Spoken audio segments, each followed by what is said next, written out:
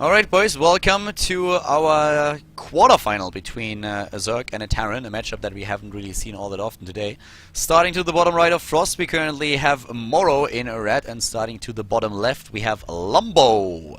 So, the German player going up against the Swede, and actually the top 6 qualified. It's not only the top 4 as I originally thought. My apologies for that information. But as it turns out, the winner of this particular match is definitely going to be qualified for WCS Europe. So that's going to happen.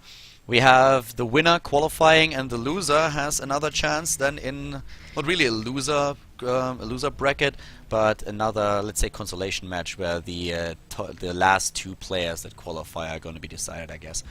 So yeah, right now we have the chance for both of them with the 2 map wins advance to the WCS, and would be kind of fun to see Morrow back, but at the same time with Lambo we have a German player, and I mean I'm German myself, so I'm of course rooting a little bit for the German guy here.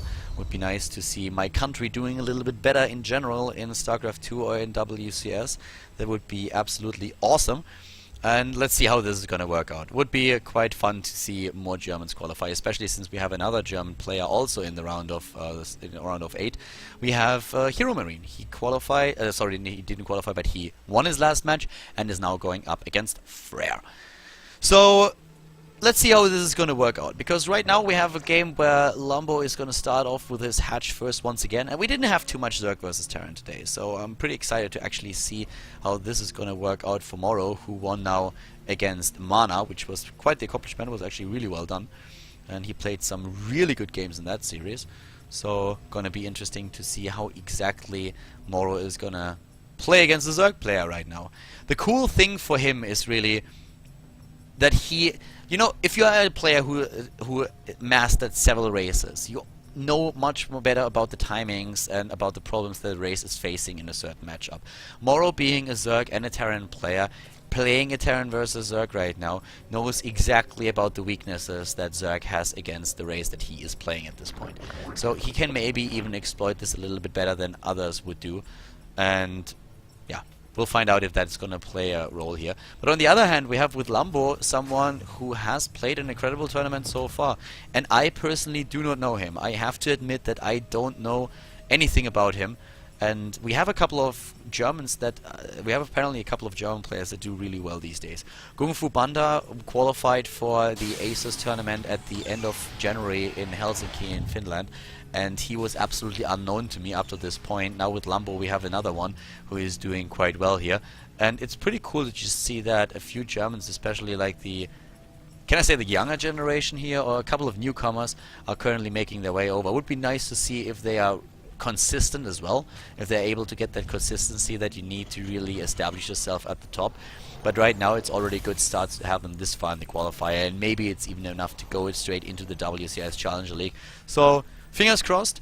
But Morrow, of course, he is a seasoned veteran and he knows exactly what to do in such a scenario. So let's see how this is going to work out for him. We currently have Double Queen being built for the German Zerg player, and he already has 2, means he's going up to 4 in total. Late gas for him, probably going to take a double gas around the 6-minute mark, maybe a little bit later than that, 6:30. But that will allow him to go for his tech. And a pretty interesting building placement here for Morrow, who walls off completely with a bunker and a 3rd command center. Very safe build here. Early aggression is not going to do a whole lot. Maybe you could be successful with a couple of roaches, but it's going to be difficult with the way that all those buildings are currently placed down by Morrow. So really just droning up heavily, and there, even before the 6-minute mark, we now have the double extractor started. But the queens at the front, they will help him to just get the creep spread across the map. And on a big map like Frost, that's definitely important, especially if you want to connect your natural with your 3rd base, which we're going to see right there. So very passive game so far from Morrow, and Lambo is trying to take advantage of that.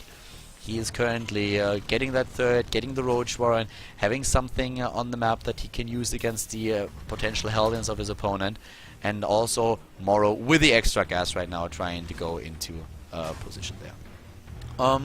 We have the Hellions just roaming the map, getting a few ideas of where the opponent spawns, maybe take down a couple of Zerglings, ring around the rosy at the Zelnaga Watchtower with the Zergling, and the Hellion came out the victor in that encounter. But yeah, has been scouted a mile away already. Even a cancel there on the creep tumor, I like that. So Lambo just replacing or placing the creep tumor down again. Doesn't want to lose the active ones. Does at least want to bait out a couple of scans for that. And starting on the left side, we now have the Roach warren completed. Couple of Roaches coming in. Just the anti-Hellion squad, basically. And yeah, this is not the anti-Villain League. This is the anti-Hellion squad. Some people claim it's the same thing, but I'm not so sure about that. Double gas now in the main base, and upgrades already started. Funny as it is, only a single upgrade for him just now, not utilizing the second evolution chamber that he has, whereas Morrow is still looking for something to kill. Those guys are just everywhere trying to find maybe a spare drone, a scattered drone somewhere, or a couple of Zerglings that they can take out. And Morrow is also trying to take control of those mineral patches at the third base right away. But the upgrades are definitely faster for Lambo, and that is going to give him a bit of an edge. One of the biggest problems for Zerg for a long time was that they are always lacking the upgrades, especially the number 3 upgrade for attack and also armor. That's why a lot of Zergs are trying to get a faster tech into Hive going. Well, nice hits there so far. 2 of the Hellions go down. So far, yeah, Lambo is doing pretty well here. Spreading the creep even more, even farther. Nice control of the map that he has there, and a very methodical play right now. So good mechanics from him, and keeping the energy low on the queens. Good injects there as well. Also in the main base, so very low queen energy. I really like it, putting a lot of effort into this. Having 1 queen right over there. Active creep tumors on the map. We have currently 22 of those, or 22 tumors in general. So doing a really good job. 3 base versus 3 base, and we have a bit more of a Roach commitment here by Lambo, which is actually surprising. Usually you see in this matchup nearly exclusively Ling Muta Baneling, but now that the tech into layer is completed, we have that Spire, but even more Roaches, and that could help him against that push that we see from Morrow. Morrow moving across the map, and we'll have to deal with the Roaches somehow. But that's actually a lot of Roaches. That's 13 already, and he's going up to nearly 20. That is very unusual, I'd say. So 4th base already being built, still creep being spread. Once again, good mechanics here from him. And Morrow just trying to establish his own position. Having a couple of Marines over here trying to just deny Zergling run-bys and attacks. We have an Overseer in position. Yeah, well, that changeling didn't live for long. But yeah, now the Lings, Baneling speed, we have Roach speed coming in, +1 armor upgrade. That is not going to do a whole lot, so Morrow already realizing, well, creep is something that I will have to deal with later, because at this point he's just chasing everything down that I have on the map. And with only 1 medevac being there, the potential to evacuate units is very low.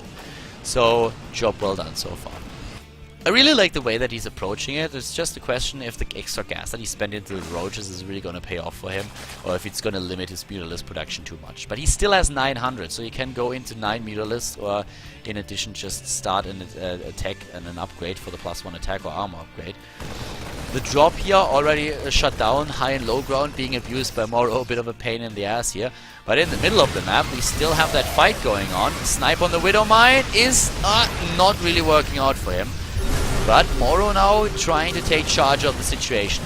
And he has a lot of units there, so taking those creep tumors out of the game and forcing the creep back a little bit. The 4th base so far unscouted by the Terran player, and the few Marines taken out by the Zerglings. So right now, both of them just trying to establish a dominant position in the mid-game.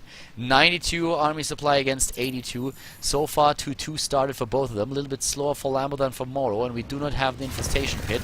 So a hive tech is still a long far away gone. And, well, with the Widow Mines here, radius has been a little bit changed, so the way that they do damage has in the recent patch been modified, and they are a bit weaker now. That dropship over there is gonna be not taken out after burning away to safety, and immediate pursuit by the Mutalisks, but only for a small second. And the Marines are going down here, and the Mutalisks are now coming in as well, trying to chase that down, and well, bye-bye dropship. Not even dropping anything there. So good map control so far by Lambo, but Morrow is still moving out on the map. And with the 3 base economy, he has his tech already in a good level. Can he win those fights though? Here come those Banelings moving back on the other hand. He wants to engage on creep if possible, but Morrow doesn't do him that favor. He's still just hugging the edge of the creep, taking his time, going for the scans and taking away the advantage that the Zerg player is trying to give himself there.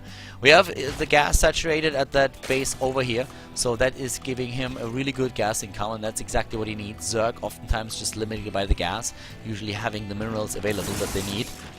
But here we still go. There comes the infestation pit, and here comes Lambo moving in with everything that he has. This is Zerg, the swarm on the move. And Morrow losing quite a bit here, trying to just run away. Where are the Mutalisks? They need to chase down those Medivacs while we have a drop over at that third base, at that fourth actually.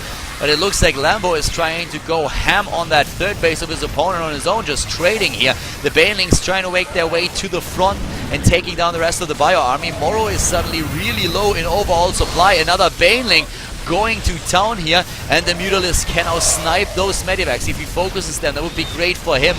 But the defense for Morrow is at this point still good enough. The base over here taken out, but now that third base is of course a little bit vulnerable. And Lambo, can he get the units in the game that he needs? He's still trying to fight, but the Widowmine doesn't get the shot off in the end. Problematic for Lambo is that he is on the 3 bases against 3, and he's starting to trail behind in the upgrades, because the 3-3 has been started. Right now on a fight, the 2-2 is still is still valid, but the hive tech hasn't started yet. We have the infestation pit, but he needs to start the hive tech. The problem is he needs to do a lot of things if he wants to like keep the aggression up, get another base into the game and get his tech going. But looking at it, we have right now not really a bank for him anymore, and Morrow will start to snowball here, because he's taking a 4th base already, even before the Zerg player has his own. His 4th got taken out already. So, if not for a massive win in one of the fights, he needs a victory right now. But Morrow is starting to just utilize what he can. Not even borrowing the Widowmine here. That would have given him another really good shot against those Zerglings. He's trying to do it now, but it's already a little bit too late, I wanted to say, but it's not the case. The Queen is eating the shot. The Marines over there are just gonna double check if there's a base. And Lambo, he's going for it. He knows that at this point he has to win it right now, but it doesn't really look like he can. Morrow has too much, 158 overall supply, and Lambo is dropping in supply way too fast. And this is a scenario that is just going to increase as soon as we have the 3-3 here. There is still no hive tech for the German Zerg player, and it's starting to get a little bit iffy for him.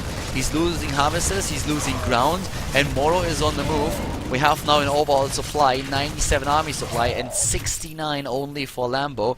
And 3-3 is about to hit, and once those upgrades are through for the Terran player, his force is just going to get so much stronger than the Zerg players. And without a hive tech inside, just doesn't look like Lambo is able to do this. There are no Banelings left either. The Marines with all the DPS are going through this like a hot knife through butter. And this is game. Morrow wins game number 1 and takes the lead in the best of 3 series.